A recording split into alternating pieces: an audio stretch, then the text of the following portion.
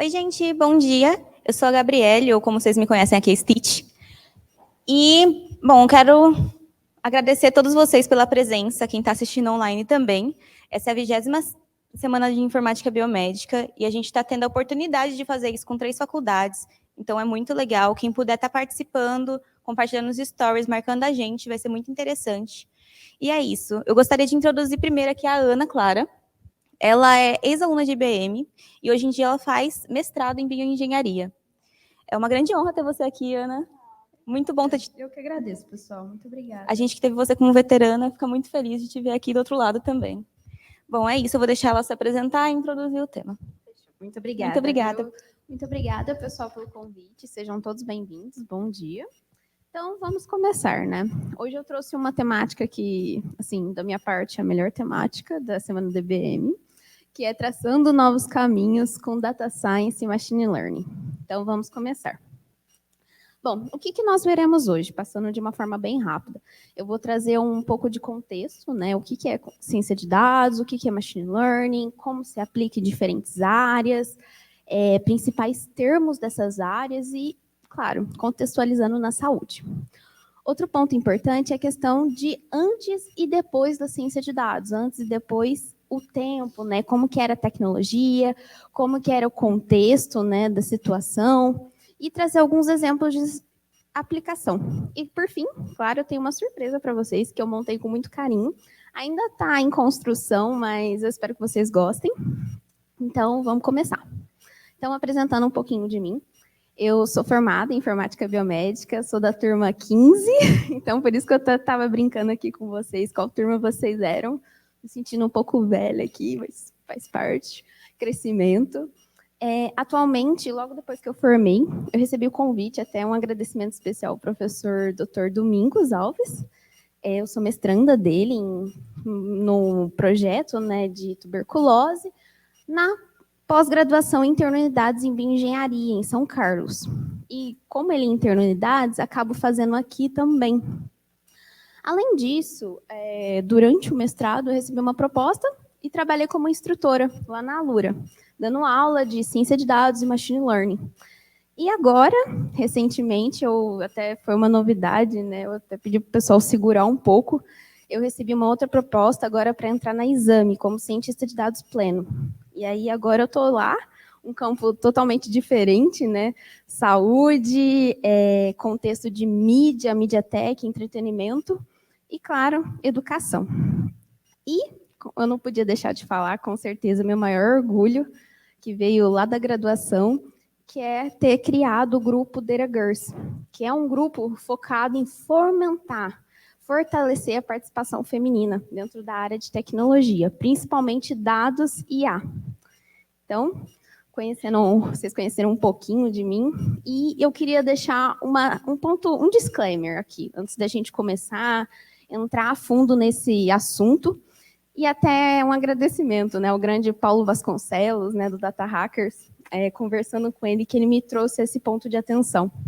Então, antes de nós continuarmos a aprofundar, né, mergulhar nessa aventura da ciência de dados e machine learning, todo o conteúdo que eu criei aqui para vocês foi baseado na minha experiência e na minha visão. Não quer dizer que está escrito em pedra, não quer dizer que é só isso. Quer dizer que eu trouxe um pouquinho do que eu entendo por isso para vocês. E não quer dizer que esteja errado, ou que o que vocês entendem esteja errado. Mas quer dizer que ainda é uma área muito nova e não tem uma coisa muito bem definida. Então, a ciência de dados e a machine learning, por ser uma área nova, então não tem aquele conceito é isso e ponto. Então, é bom deixar isso bem claro e deixar aberto a vários insights, ideias que forem gerando na cabeça de vocês durante a palestra. Então, vamos continuar. Bom, é agora que eu começo um ponto de tempo. Vamos imaginar que a minha apresentação vai ser uma linha do tempo. Tudo que eu falar agora para vocês, imaginem. Estamos antes de Machine Learning e Data Science. O tempo agora é antes da área da saúde. Lembra de tudo antes da tecnologia, como que era. Faz uma retrospectiva aí na sua cabeça. Lembra daqueles momentos nas aulas. Nossa, era tudo no papel. Aquela coisa maçante, né? Muito manual, mão na massa. Depois que surgiu a ciência de dados e machine learning, que a gente começou a mudar um pouco esse cenário. Começou até a aumentar a expectativa de vida, aumentar a questão do diagnóstico, aumentar a descoberta de doenças. E aí, então, tá aqui, ponto. Início da palestra, antes da Data Science e Machine Learning. Agora, vamos descobrir o que é Data Science. Bom, Data Science, acho que todo mundo já deve ter ouvido, né? Ciência de dados, o emprego mais sexy do século XXI, é aquele emprego que você nada em dinheiro no século XXI, todas aquelas coisas. Bom, essa é uma visão, eu até recomendo vocês lerem esse artigo, é sensacional, do Harvard Business School. Review, né? Eu trago o School porque eles têm muito material legal de estudos e conhecimento. Então, super recomendo vocês conhecerem um pouco mais. E até entender por que eles falaram esse emprego mais sexy do século XXI. Porque está em falta. É uma mão de obra que está em falta, precisa, e está precisando, o pessoal não entende, não quer se especializar, e é isso. Agora a gente vê, beleza, é um emprego mais sexy do século XXI. Mas isso é ciência de dados? Não. Ciência de dados vai muito além, né? Eu até trouxe nossa, é sensacional. Essa explicação fala que o cientista de dados, a ciência de dados, pega um conjunto de dados desorganizados, qualquer informação que a gente gere, e extrai conhecimento disso. Então, essa é uma forma de ver a ciência de dados. Outra forma de ver que eu gosto muito, e até vejo como uma aplicação no mercado de trabalho, vejo pela minha experiência, que é a questão de você pegar as informações, estudar elas, entender o seu processo de captura, seu processo de extração, todo o processo de transformação, geração e, posteriormente, análise e modelagem desses dados. E aí entra uma questão, nossa, mas é um processo muito extenso, muito maçante. Isso é ciência de dados? Não. Ciência de dados, você testa hipótese, você valida hipótese, você usa da estatística, do machine learning, para tentar validar isso e colocar em produção, colocar em prática. Trazer valor para o negócio, trazer valor para o seu projeto de estudo, IC, seu projeto de mestrado, trazer valor, agregar valor. Então, a ciência de dados vai muito além do emprego mais sexy do século XXI. Aí, vamos entrar agora no processo de ciência de dados. Como vocês viram, tem a captura, a extração, né, desses dados, tem a transformação, aí a modelagem, por fim, colocar o modelo em produção. E eu até trouxe esse exemplo, que ele é bem didático, que ele mostra esse passo a passo. Ok, a extração de conhecimento dos dados, mas é só você pegar e é isso, pronto, empresa, se vira aí. Não. Nós começamos com a identificação do problema. E como que funciona essa identificação do problema? Para apresentar para vocês, eu trouxe um case, até da área da saúde, que é o meu projeto de mestrado. Que aí nós estamos trabalhando, até tem o Renan aqui, que faz parte do laboratório, tem o pessoal. Nós estamos trabalhando para tentar criar perfis de pacientes, tentar descobrir com antecedência qual que é o possível desfecho desse paciente, o desfecho ruim. Então, nós queremos identificar antes que aconteça e poder avisar, olha, a porcentagem desse paciente em uma internação é de X%. Então, nós queremos criar um modelo produtizado disso. Então, até trouxe esse case para apresentar para vocês. Eu não trouxe muito a fundo, que ainda estou quase acabando o mestrado, mas ainda está em andamento, estamos construindo. Mas para vocês entenderem todo o processo e como que se aplica a ciência de dados em um pedacinho da área da saúde. Então, vamos lá. Entendimento do problema. Então, nós vamos começar. Imagina aqui, desfecho de tuberculose. Então, o que é a tuberculose? Como que é feito o diagnóstico? Que tipos de informações nós conseguimos extrair dessa doença? Imagem, dado clínico, dado de tratamento, o que mais? Dado genético da tuberculose. O que mais que a gente pode fazer? Quais são os tipos de encerramento, tipos de tratamento, medicação, tá vendo? São muitos insights que vão surgindo de uma doença. Então, você vai entendendo, vai estudando tudo isso e vai esquematizando esse problema. Ok. Outra coisa que eu recomendo é revisão bibliográfica. Ok, Ana, mas isso é muito acadêmico. No mercado de trabalho também vale. Você vai lá, pesquisa uns artigos, pesquisa o que já existe, pesquisa o que realmente validou, isso funciona, vamos colocar em prática. Então, faz uma revisão, vê o que já existe desses problemas que você identificou, do que tem de tuberculose, revisão da revisão, e vai pesquisando. Levanta tudo que você puder de artigo, de estudo. Aí, outra dica que eu dou para entendimento do problema, que eu acho essencial, que são o entendimento dos dados disponíveis para você. Opa. Pronto, deu certo? Obrigada. Aí agora, eu até perdi a linha de raciocínio. Depois da revisão, aí a gente passa para o entendimento dos dados que você tem disponível para trabalhar.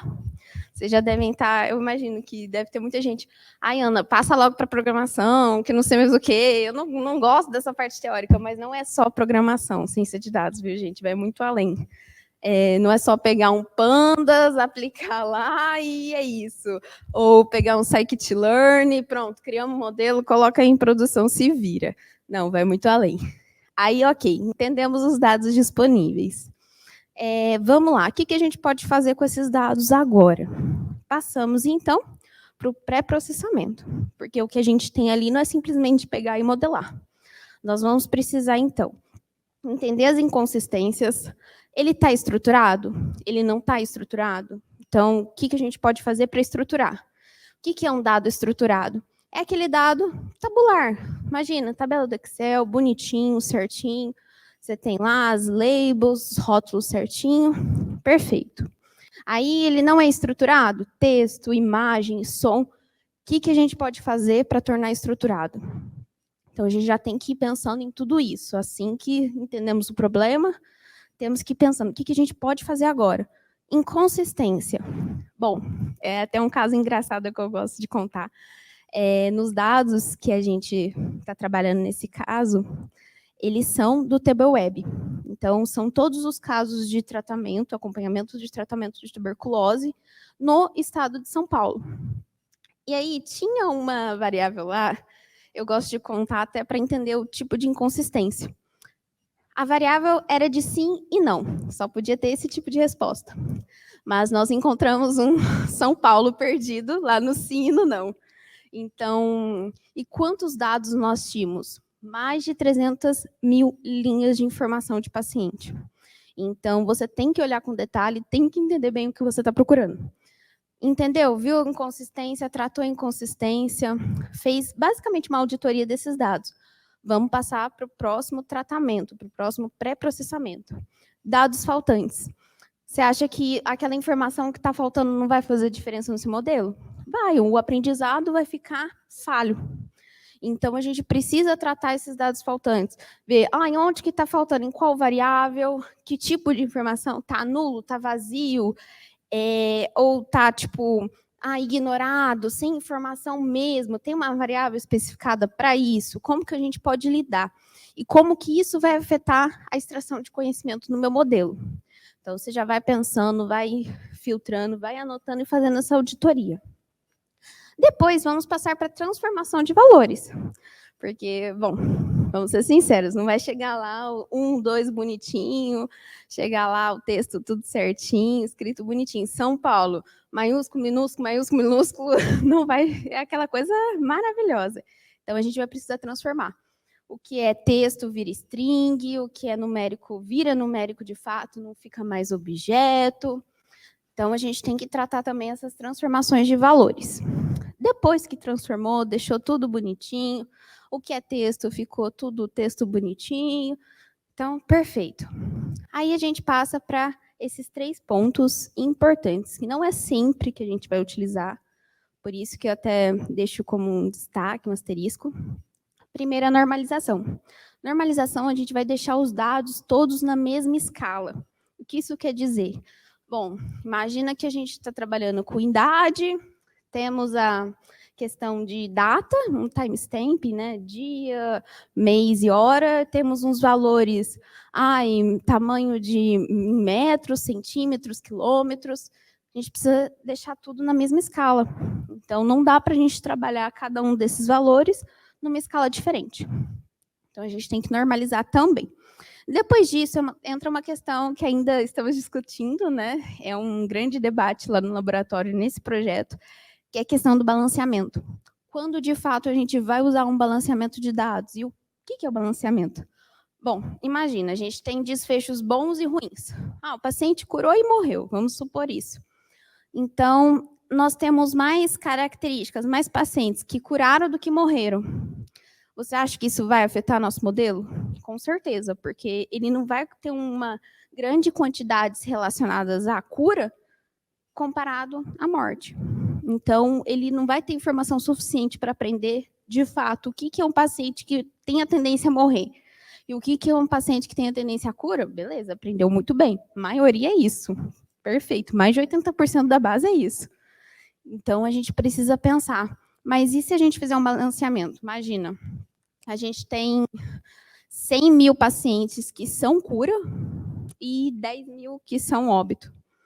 E aí a gente reduz os dados. Vamos fazer um balanceamento reduzido. Então, passa a ser 10 mil curas e 10 mil mortes. Vocês viram a quantidade de informação que a gente perdeu? Vocês acham que isso realmente é válido, isso é certo? Então, a gente precisa pensar muito bem, principalmente na área da saúde, que nós vimos que o balanceamento nem sempre é necessário e nem sempre é válido. Então, é bom você ter aquele entendimento do problema. No nosso caso, é desfecho. Você acha que a gente não pode criar um modelo totalmente enviesado. A gente precisa ter um modelo 100% fiel à realidade. Então, essa é até uma questão. Balanceamento, por exemplo, a gente está em debate. Será que encaixa? Será que não encaixa? E a outra questão é a redução da dimensionalidade. Que, por exemplo, nossa base tem mais de 115 variáveis. Não é fácil trabalhar com 115 variáveis. Como você vai ensinar um modelo com 115 variáveis e olhar uma por uma, passar uma por uma para o modelo? Não, não é bem isso. Então, talvez, para o modelo aprender melhor, entender melhor, você tem que verificar quais variáveis realmente são válidas para o meu modelo, quais são realmente explicativas, às vezes, para os meus dados. Às vezes, uma ou duas já é o suficiente para explicar a maior parte das informações. Então, o resto não precisa. A gente aplica aqui uma redução da dimensionalidade, combina essas duas variáveis, uma ou duas, 3 variáveis que são suficientes para explicar. Beleza, reduzimos. Então, fica muito mais simples. O que era 150, 115 variáveis, passou a 2. Vocês entenderam como a complexidade diminuiu? Foi muito reduzida. E aí, ok. Dados prontos, bonitinho, perfeitinho. Passamos para extração de padrões. Ou também conhecido como agora, sim, modelagem de dados. A gente começa aqui a aplicar toda a inteligência, começar a criar os modelos supervisionado, não supervisionado, começa a aplicar de fato nessa etapa, com os dados prontos, limpinhos, pronto. E aí a gente entende. No nosso desfecho de tuberculose, no nosso caso, nós fizemos um teste preliminar. Como nós estamos criando perfis de pacientes, estamos tentando identificar perfis de pacientes, nós não temos informações claras. Esse paciente é esse perfil. Então, nós estamos pesquisando no meio da bagunça o que é de fato. Um perfil, 2 perfis, 3 perfis e assim por diante. Então, a gente precisa trabalhar com um tipo específico de aprendizado. Então, para esse teste preliminar, nós usamos um machine learning supervisionado. E até trouxe para vocês um pouquinho o que seria esse machine learning supervisionado, né? É aquele machine learning que a gente sabe os rótulos, a gente sabe o que a gente quer encontrar. Então, nós temos os pacientes. Esse aqui é óbito. Então, a gente quer classificar em óbito e cura. Então, esse é um tipo de aprendizado supervisionado, porque a gente sabe o que quer. No caso dos perfis dos pacientes, a gente não sabe o que a gente quer encontrar. Então, a gente vai usar um aprendizado não supervisionado. Nós não temos rótulos a isso. Então, para esse primeiro momento, nós aplicamos modelos clássicos, como floresta aleatória, random forest, nós aplicamos o KNN, que é a busca dos K vizinhos mais próximos daquele ponto de informação nos dados. E também fizemos um teste com AutoML, que é muito bacana. Quem quiser brincar um pouco depois, procura sobre Automated Machine Learning, que é como se fosse... Ele é automatizado totalmente, você não faz nada, você só pega, cria E ele escolhe quais parâmetros, ele escolhe qual o tamanho, tipo de balanceamento, se faz ou se não faz, é sensacional. Nós fizemos esse teste também. Ok, testamos modelos, e agora? Como que a gente vai saber o que é válido, o que não é válido, o que a gente coloca em produção, o que a gente não coloca? Agora a gente passa para a etapa de pós-processamento. E aí até aqui eu falei um pouquinho para vocês, né, do machine learning, e eu vou até passar para frente, depois eu volto um pouquinho aqui. Vamos falar sobre o pós-processamento, que aí sim entra a validação dos modelos. E o que é essa validação dos modelos? Nós vamos verificar o quanto o nosso modelo está acertando, de acordo com os dados que temos. Mas aí eu tenho certeza que vocês devem estar se perguntando, mas e o aprendizado não supervisionado? A gente não tem rótulo, a gente não sabe o que está procurando? Aí entra uma questão muito importante. A gente realmente não tem como validar ainda os modelos não supervisionados. A gente vai validar eles na prática do dia a dia. Vai validar com as pessoas, os especialistas em tuberculose. Nós vamos validar colocando ele em produção para entender, olha, esse de fato está acertando, esse aqui está errando. Vamos tentar melhorar, vamos otimizar esse modelo. Então, isso ainda é um tabu dentro da ciência de dados em relação aos modelos não supervisionados. E aí, aqui, eu trouxe em relação aos modelos supervisionados. Então, nós temos até algumas métricas, são super conhecidas, válidas de usar, e é começando pela matriz de confusão. Eu acho que todo mundo conhece, já deve ter ouvido falar. Ela é literalmente uma matriz de confusão mesmo, que aí trabalha a questão dos verdadeiros positivos, falsos positivos, verdadeiros negativos e falsos negativos. Que aí, nossa, Ana, calma, respira. Que esse monte de coisa que você está jogando na nossa cabeça, exatos quase 10 horas da manhã. Bom, isso é verificação do que ele realmente acertou, baseado no que a gente tem. Então, o que o modelo conseguiu descobrir de fato, que é um paciente que vai a óbito? O que o modelo conseguiu de fato descobrir, que é um paciente que vai à cura? Então, ele vai fazer como se fosse um jogo da velha. E tantos por cento, ele realmente ele foi a óbito e ele descobriu que era óbito. Tantos por cento foi isso. E ele vai conseguir rotular em verdadeiros, falsos, verdadeiros e falsos. E aí a gente entra dentro dessa matriz de confusão, que ela é uma grande confusão, só de explicar aqui, vocês não vão entender, tá? Vou ser bem honesta. Vocês vão ter que pegar um papel, testar, brincar com isso para entender de fato o que é a matriz de confusão. Mas aí, a partir dessa matriz de confusão, você consegue extrair outras formas de validar o modelo. E aí, quais formas são essas? A primeira delas é a acurácia. E o que é a acurácia? Você vai pegar e verificar quantos de fato ele acertou. Então, dentre todos os dados, o que de fato ele acertou que era óbito e o que ele acertou que era cura. Então, ok, quantidade de acertos. Outra métrica importante é a precisão, que é quantos verdadeiros positivos. Não, qual que é aquele, por exemplo, cura, quantos realmente cura ele acertou sobre todos os positivos que ele identificou, sendo eles positivo cura certo ou cura que não está certo, era óbito, ele identificou errado. Ok, isso é precisão. Agora a gente anda no recall. O recall, inclusive, eu deixei ele em negrito, porque para a área da saúde é uma das métricas mais importantes. Porque o que a gente procura na saúde é aumentar a porcentagem de vida das pessoas, identificar o diagnóstico com antecedência. Então, o que a gente quer é a cura, certo? Então, qualquer doença, a gente quer saber a cura. Então, a sensibilidade procura quantas curas, quantos positivos desse total, por exemplo, do total entre os verdadeiros positivos e os falsos negativos, que aí ele era verdadeiro positivo, mas identificou como negativo. Então, qual desse todo é realmente positivo? Qual desses é os verdadeiros positivos dos nossos dados? Deixa eu beber um pouco de água. Estou vendo a carinha de vocês, está uma carinha muito perdida. Bom, vocês querem fazer alguma pergunta já? Não tem problema não, viu? Pode levantar a mão. Só dá uma pausa para beber água.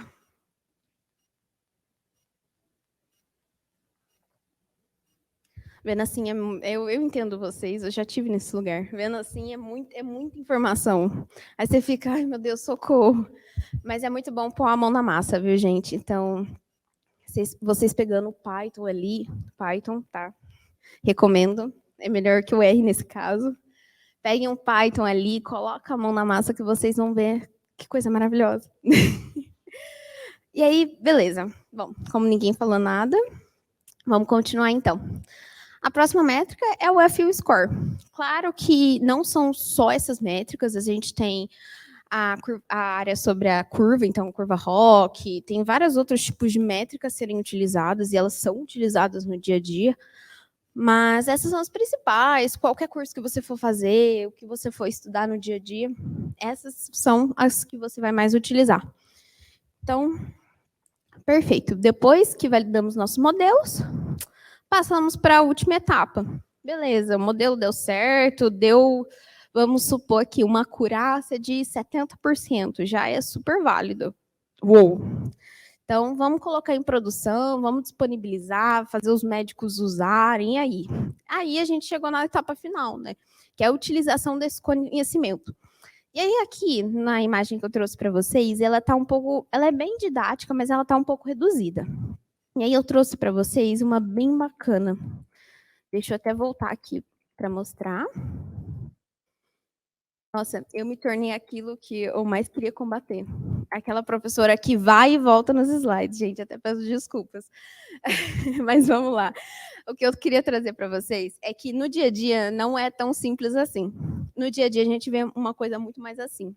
Até trouxe esse exemplo porque ele é uma forma, um processo completo, baseado em data science, utilizando a nuvem, utilizando a AWS. Então, eu até trouxe para vocês para exemplificar, né, como que funciona todo o processo e como o cientista de dados está envolvido nisso. Então, você vai pegar um modelo e colocar ele em produção, seja no hospital, seja no laboratório, ou numa empresa de saúde, você vai passar por tudo isso, não é só por isso. Então, eu trouxe só para vocês entenderem, que aí tem até questão, né? Todas as etapas principais, ó, preparação, tem aí a validação, né, o treinamento do modelo, a otimização, né, o tuning do modelo, e, por fim, deploy. Então, colocar ele em produção, monitorar e otimizar ele também em produção. Então, até como curiosidade para vocês, aí em gestão dos dados, análise de dados, passa para transformação, a validação. A gente cria um novo dataset, então um dataset pronto, finalizado e limpo para colocar ele e treinar ele. Aí a gente começa a treinar os modelos, então vamos treinar, vamos verificar essas experiências, vamos criar experimentos com esses modelos. Ah, esse parâmetro deu esse resultado. Esse outro parâmetro não deu um resultado tão bom. O que a gente mudou? Então, vamos anotando, vamos entendendo, vamos experimentando os modelos e ver aquele que traz o melhor resultado. Depois que a gente treinou, testou, validou, passamos para a otimização. Aí entra o tuning, vamos utilizar... Nossa, como que a gente pode otimizar? Usa um grid search, random search, utilize umas bibliotecas que possam otimizar o modelo e trazer um resultado melhor ainda. Que você fazendo na mão, talvez não daria muito certo. Beleza, otimizamos, melhoramos e treinamos. Vamos passar para a produção. Aí entra até um trabalho conjunto, né? Não só do cientista. O cientista, ele acompanha todas as etapas, mas ele não faz só. Ele tem a ajuda do engenheiro de dados para extrair essas informações. Ele tem a ajuda do engenheiro de machine learning para deployar esse modelo, para colocar ele em produção. E aí, essa última etapa é justamente, a gente vai colocar em produção, colocar na nuvem, começar a recolher resultados, servir, então, esse serving até para servir para o cliente, para o usuário, e monitorar. Como que o usuário está reagindo a esse modelo? Como que o usuário está sendo a experiência dele com esse modelo? E, por fim, o login, que aí é tipo extrair, né? Fazer um traqueamento do usuário dentro do modelo. E vai isso muito além agora para o pessoal da engenharia. Mas aí, de um modo geral, é isso. Até para vocês entenderem melhor como que funciona no mundo real o processo de data science, de machine learning. Perguntas? Tudo certo? Oi, pode falar.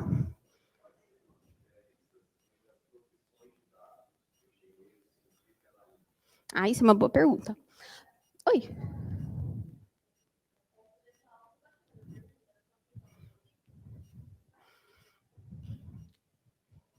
Oi, eu gostaria de saber qual a diferença entre as 3 carreiras de dados, se tiver mais, engenheiro, cientista e analista de dados.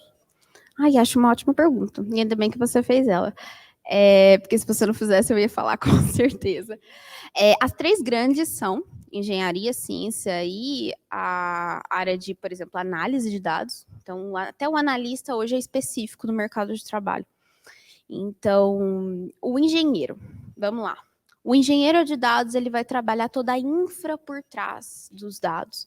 Ele vai trabalhar como que extrai, como que ele vai entregar para o cientista esses dados para ele trabalhar. Então, a gente lembra aquela bagunça? Tipo, nós estamos recebendo informação a todo momento. O engenheiro de dados vai ficar por trás, verificando como estamos recebendo essa informação, o tipo de informação que a gente está recebendo, como que a gente vai estruturar, qual nuvem utilizar, toda a infra por trás. E ele vai pegar e disponibilizar esses dados para o cientista.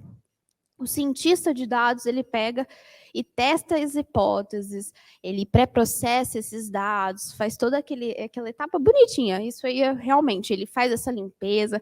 Inclusive, tem até um meme, né, que fala que a maior parte do trabalho do cientista é limpar esses dados, porque o modelo você faz em 1 hora, 2 horas, e é isso. Aí você coloca em produção e é isso. Mas a maior parte do tempo, realmente, você passa limpando. Então, aí você testa hipótese, aplica estatística, testa modelos de machine learning. Aí, vamos falar do analista, que eu estou até lembrando a questão de divisão assim. Aí o analista, ele vai pegar esses dados prontos e analisar mesmo, ele vai interpretar, tirar informações de valor para o negócio. Então, ele tem o analista tem mais aquele core do negócio que você está trabalhando. Na área da saúde, o analista vai ser focado em extrair informações de saúde.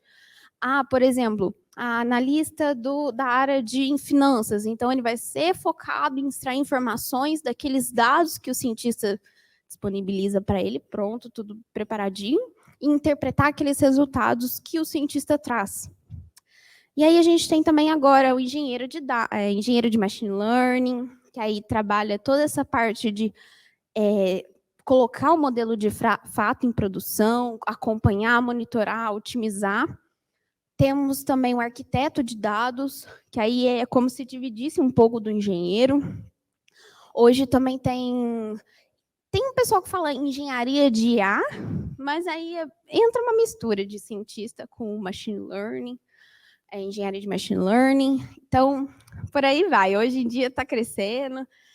Só tem uma piadinha. Eu só não aceito cientista de dados full stack. Existe tudo, menos cientista de dados full stack, por favor, viu, gente? Mas, basicamente, isso. Você entendeu? Quer perguntar mais alguma coisa? Eu tenho até... Nossa, você me lembrou até de um... Pode falar.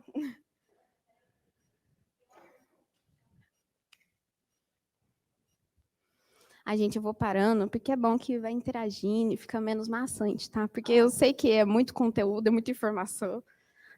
A gente teve uma pergunta aqui no chat do Pedro Felipe. Qual a vantagem do Python sobre o R? Seria na aplicação do GML? Então, a vantagem do Python sobre o R é a questão de... Vamos lá, vamos começar. O Python, ele é muito mais simples de trabalhar, ele tem muito mais opções, muito mais ferramentas de ser trabalhado do que o R. Então, por exemplo, imagina, a gente estava falando até de nuvem agora há pouco. O Python tem uma compatibilidade muito melhor com a AWS, Azure, GCP, que é Google Cloud, do que o R. O R ele é um pouco mais focado em análises estatísticas, análises acadêmicas. Eu amo R, viu, gente? Eu adoro. Tanto é que antes eu descobri o Python, eu só usava R. Mas eu me apaixonei depois que eu entendi. O Python tem uma comunidade muito maior, material disponível. Então, hoje tem livro para todo lado de Python, livros destinados ao tipo de projeto que você quer fazer com Python, ciência de dados. Não, eu quero fazer uma coisa orientada a objetos. Eu quero ser dev mesmo. Então, você pode seguir Python para todas as áreas. Então, nesse sentido, por isso que ele é melhor. A comunidade, o material, as bibliotecas disponíveis, que hoje em dia tem biblioteca para tudo, até falando um pouquinho da minha experiência, NLP. Ou até pouco tempo, a NLP, você via uma coisa absurda, né? Que é o processamento de linguagem natural, trabalho com textos. As bibliotecas Python que estão criando hoje, para português em específico, é sensacional. Você vai lá no Git, procura, é maravilhoso. Então, a disponibilização, tá vendo, do conteúdo do material é muito maior. Então, para você aprender, fica muito mais fácil. E além de ser gratuito, viu?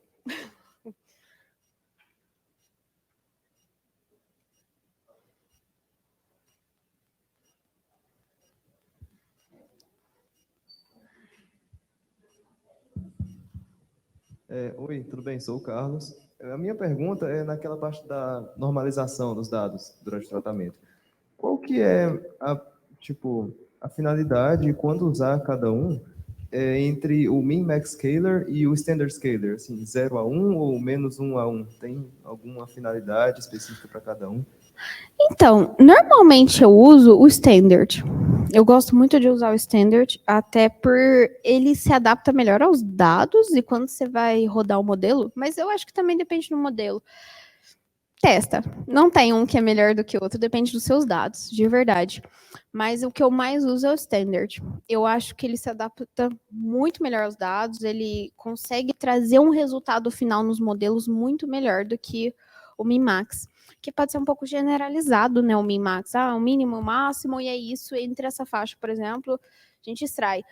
Aí não, lá a padronização é muito melhor, tem todo um cálculo matemático por trás muito mais complexo, então, às vezes funciona melhor. Mas testa seus dados. Testa os dois, vale a pena. Testa os dois, vê o que mais se adequa, o que traz os melhores resultados. Aí experimenta, vai experimentando. Imagina. Oi, Ana, tudo bem? A minha pergunta é mais no sentido de quem quer seguir a área, assim, aprender mais sobre isso. Como você disse, você é professora lá da Lura de Machine Learning. E a gente tem algumas disciplinas que tem a prática de Machine Learning, mas é assim... Eu acho que eu estou até lendo sua mente. Então, aí eu queria perguntar, você acha que, tipo assim, vale a pena... ir atrás de cursos, assim, presencial eu acho que não tem muito essa modalidade, né, ainda hoje, porque é muito diferente, mas você acha que vale a pena ir de curso, atrás de cursos tipo no Udemy, na Lura, Coursera, ao invés de esperar, tipo, a faculdade, porque, enfim, acho que você entendeu minha pergunta, né? Sim, eu estava até lendo sua mente que, nossa, me deu muito uma nostalgia agora. Trabalhar com Prolog, Weka, gente... mercado de trabalho não é isso que usa, viu? Pelo amor de Deus. Vale sim. Procura curso, procura Alura, procura Udemy, procura Coursera. E, inclusive, no Coursera, a gente consegue usar de graça, viu? Pela universidade, usa o link da universidade da USP. Tem muita coisa boa lá. A maioria em inglês. Isso eu já preparo vocês. Tenham o inglês em mente. A maioria do conteúdo bom, de verdade, ainda, infelizmente, está em inglês. Então, procura sim, faz muito curso, estuda muito, lê muito, vale a pena.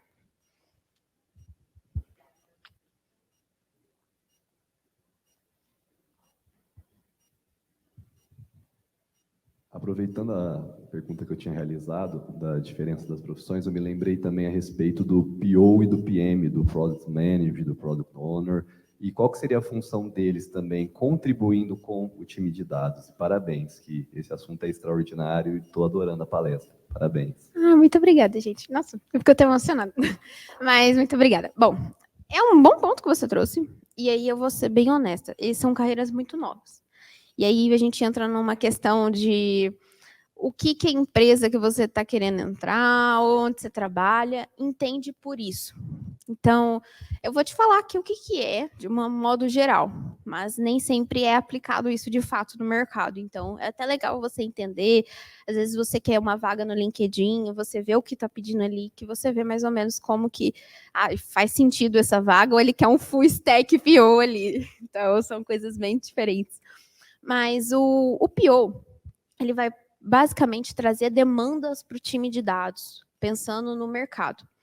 Então, pensa assim, o dado hoje, ele é um produto, imagina, o dado é um produto ou ele pode ser visto como um produto? Aí até, nossa, tem um artigo muito bom, depois eu posso até passar para o pessoal, aí vocês dão uma olhada.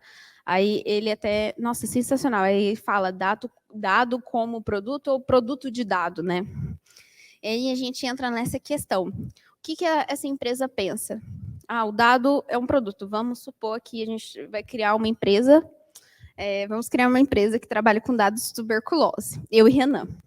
Então, a gente vai criar uma empresa e nosso produto realmente é o dado. Então, o nosso dado é o produto. O PO vai ver, analisar o mercado, ver as necessidades, como que está. Ele vai fazer, tipo, isso aqui está muito em alta, o que vocês acham de tentar aplicar isso? Sabe, fazer um estudo mesmo de mercado e trazer para dentro da equipe de dados.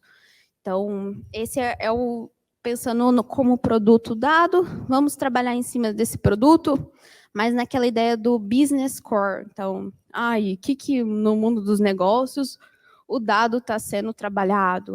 Como que funciona? Então, o PO vai ser mais dessa forma. Aí, em relação a manager, é a mesma coisa, porque ele só vai gerenciar, né? Ele vai ser um cargo acima. Mas vai trabalhar mais com a gestão do time, a gestão do que realmente vai ser feito naquele momento. O time quer fazer um sistema de recomendação. Não é isso que o mercado está pedindo, não é isso que nossos usuários querem, usuários do nosso negócio. Então, o PO vai estudar tudo isso e trazer para a equipe de dados. Para acabar? Oh, meu Deus! Mais alguma pergunta, rapidinho? Eu já encerro. Oi, pode falar.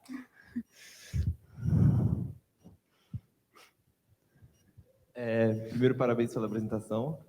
Eu queria perguntar que no começo da apresentação você falou sobre entender o problema. Uhum. E eu sinto que isso é uma coisa que é um pouco complicado quando você está mexendo com machine learning, principalmente com a parte da complexidade, que é fácil você se distanciar do problema que você quer resolver e acabar focando muito na solução, e isso pode levar a alguns problemas como o overfit do seu modelo e coisa assim. Uhum. O que você recomendaria como ação de você conseguir se aproximar mais do seu problema para que você consiga ter, não a mentalidade, mas usar o machine learning mais como ferramenta para resolver o seu problema e não se distanciar tanto do que você quer resolver? Uma boa pergunta. Nossa, isso é o que mais acontece. A gente acaba se empolgando e sai criando um monte de modelo que nem precisava criar. E aí até entra naquela porcentagem, né, que a maior parte dos modelos são jogados fora, né, no mercado de trabalho. E isso dói, a gente ouvir como cientista de dados. Mas passe a maior parte do tempo entendendo o problema. Realmente, estrutura, cria um ciclo, sabe, como se fosse uma... Não tem o pessoal que estuda jornada do usuário, toda essa questão de UI, tenta pensar isso, mas só que para dados. Pensa, a gente tem esse problema. Então, queremos criar perfis de pacientes. Ok. O que a gente entende por perfil de paciente? O que a gente quer procurar? Como que a gente quer procurar? Realmente, cria até o mínimo possível. Você viu como que é genérico, né? Perfil de paciente. Qual doença, como, vai deixando o mínimo possível. Aí você deixando esse problema o mínimo possível, aquela unidade minúscula, aí você vai, de fato, o que eu tenho agora para trabalhar de dado para resolver esse problema. Então, passe a maior parte do tempo entendendo. Estuda, assim, estudar faz parte. Você não tem como fugir, todo dia surgindo coisa nova, não tem nem como. Mas tenta procurar artigos, ver o que o mercado está usando.